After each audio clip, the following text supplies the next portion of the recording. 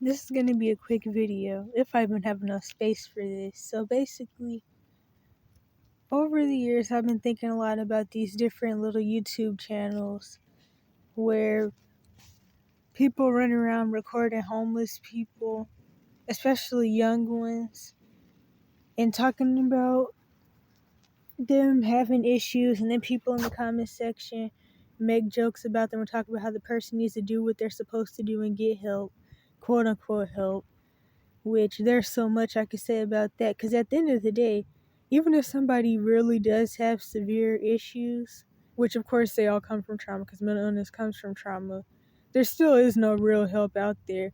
And depending on how far gone the person is because of all the trauma or the extra trauma they experienced after becoming homeless and not having anybody, then there's definitely not really much out there for them.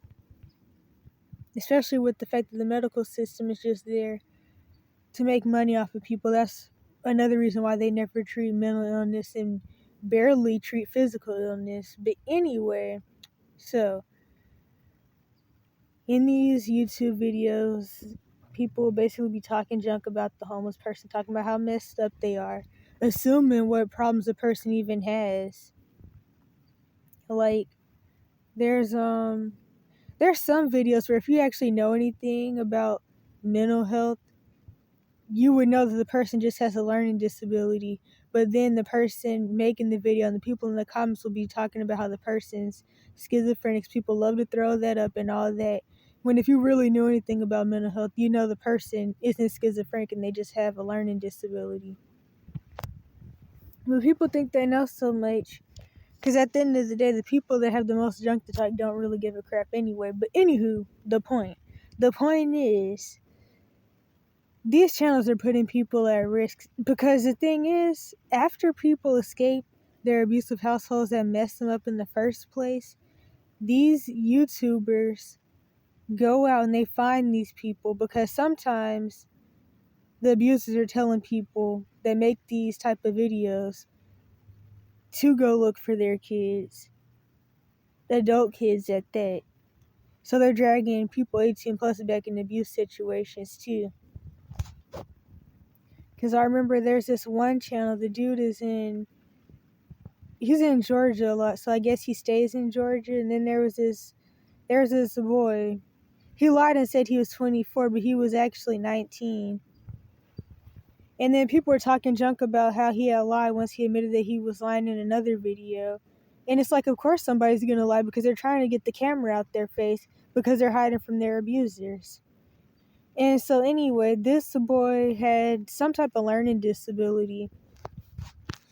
And he was dating some older lady, because of course a lot of times people in situations like this end up having, or at least feeling like they have to give pedophiles. Although I really feel like, especially in a situation where the pedophile is homeless and doing bad too, I don't really see the point in getting with them then. But anywho, so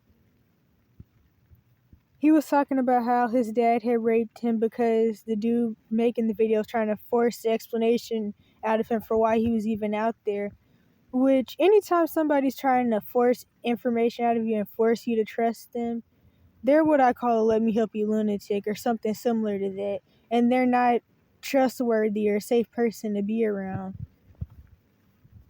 And so anyway, later on down the line, this dude who was making the YouTube videos ran back into this boy, or they kept in contact or whatever.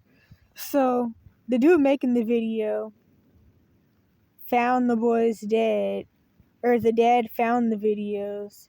And then what happened was, what was it? Oh yeah, the dude making the videos had got the dad on the phone, and then made the boy talk to his dad that was raping him and all that, and messing him up back when he used to live with his dad and his other relatives. And so, of course, the dad said he was lying. And then the dude making the videos was like, what did he say? He was like, why'd you lie to us, and why'd you say your dad raped you?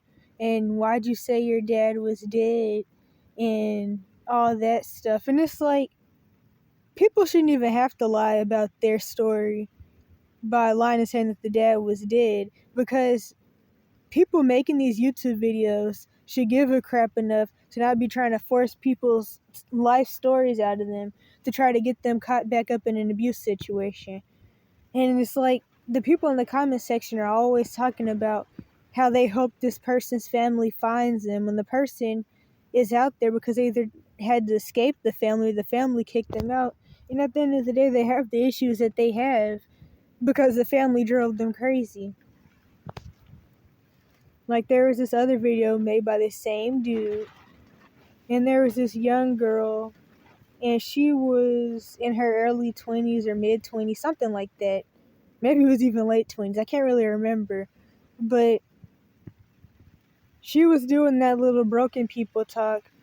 Because that's what I call it, because these other labels where people say, oh, the person's talking crazy and all that stuff, all of that's just a mess. Because the thing is, what these people are saying when they're in these different episodes or whatever people call them, it actually makes sense. If you actually have been through stuff and you actually have empathy or sympathy or even a little bit of common sense, what the people are saying makes sense.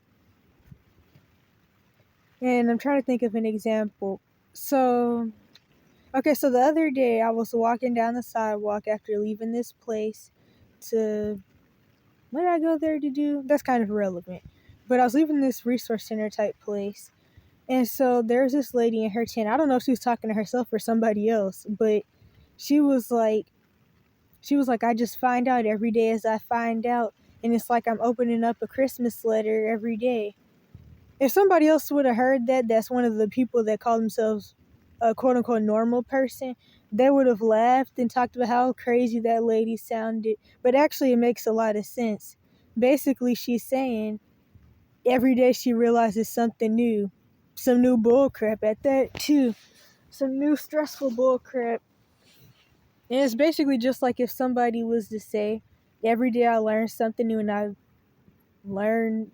find out something else from my experiences or something like that. So I understand what she was saying, but somebody else would have tried to make a joke out of that whole situation. But yeah, so anyway, back to the video. So this girl was asked what mental problems she had because she was doing that broken person talk, as I call it. And she said that she was diagnosed with schizophrenia at one point or something like that, maybe schizoaffective, and she had bipolar. So of course, when people actually have the symptoms of these labels, they're not going to run around saying that they don't have it, because I don't even want to go into that, but people do accept these labels. But honestly, I don't really feel like people should run around identifying with mental labels as if it's them and as if it's their personality and their character, because that'll get you caught up in a mental label. And there's a lot I can say about that. Just started choking a little bit. But yeah, so in the comment section of this video, people are like, I hope her family finds her. Oh yeah, and actually, I meant to screenshot one of the comments and use it for a video thumbnail eventually. One person was like, I really hope her family finds her before somebody hurts her out there since she's mentally ill. And then somebody responded to that comment and was like, if she's mentally ill, she's the one that's going to be hurting people. All that is bullcrap. A person with a mental label, whether they actually have it or not, is more likely to be hurt by other people, because the whole point of mental labels, other than the money scheme part, is to make abuse victims easier to abuse. And it's really only for the stupid people out there that don't really know about mental illness and what actually causes it, that believe these lies pushed around by abusers.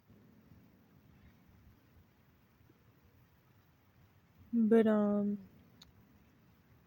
trying to think of something else to say. One thing I can say is that a mental label is a sex trafficker's best friend.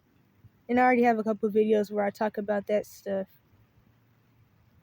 In fact, the mental health system, they're being paid by top sex traffickers to put out false research that says that repressed memories aren't real and that people are just having false memories and all that. So whenever you see videos like that, it's funded by sex traffickers. Just know that, because I'm pretty sure a lot of people don't know that. But that's what that is. And it's honestly crazy for people to say repressed memories aren't real because, I mean, as you age, you forget stuff anyway and it goes to your subconscious. Nobody's going to remember everything, whether it's something traumatic or not. So it's just really crazy that people even go along with that. Repressed memories don't exist. Bullcrap. When I say people go along with it, I'm talking about the people who aren't sex trafficking, but they really don't know jack. So they just listen to these videos and they don't really know the real intent behind these videos. I'm trying to think about something else I could say about this whole situation. I'm probably going to make another video about it eventually, but it's just really been bothering me, especially ever since my last year situation, even my this year situation, because in the situation I'm in, those are the type of people that I have to worry about. People that basically help abuse their smear campaign and they play flying monkey. They play flying monkey for people that they've never even seen. They being the people making these videos.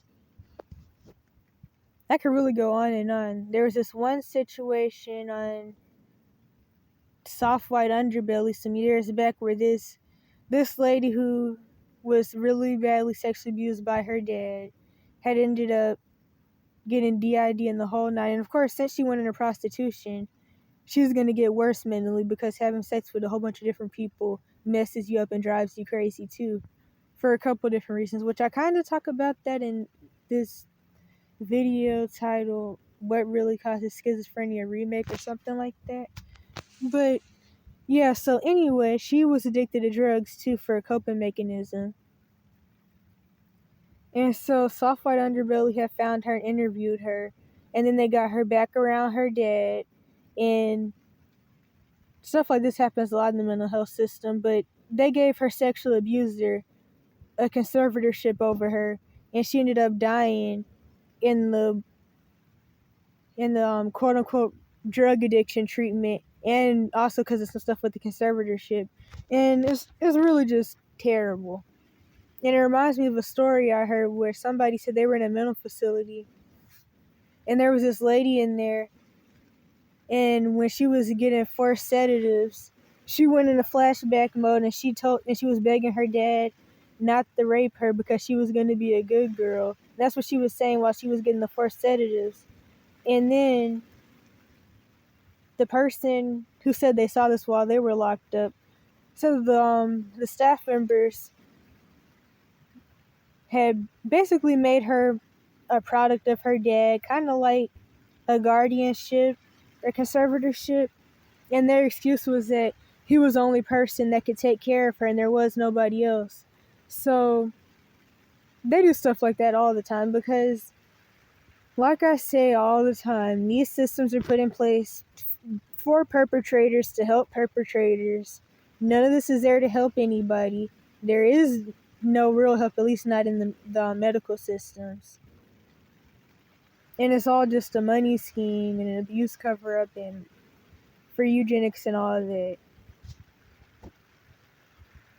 A separate situation I could think of at one of these channels, and also I'm going to try to find these videos and link them, is this situation with this girl who said she just turned 18 and her brother did too, and they were kicked out by their foster parents at 18, and people in the comments started saying that actually her and her brother ran away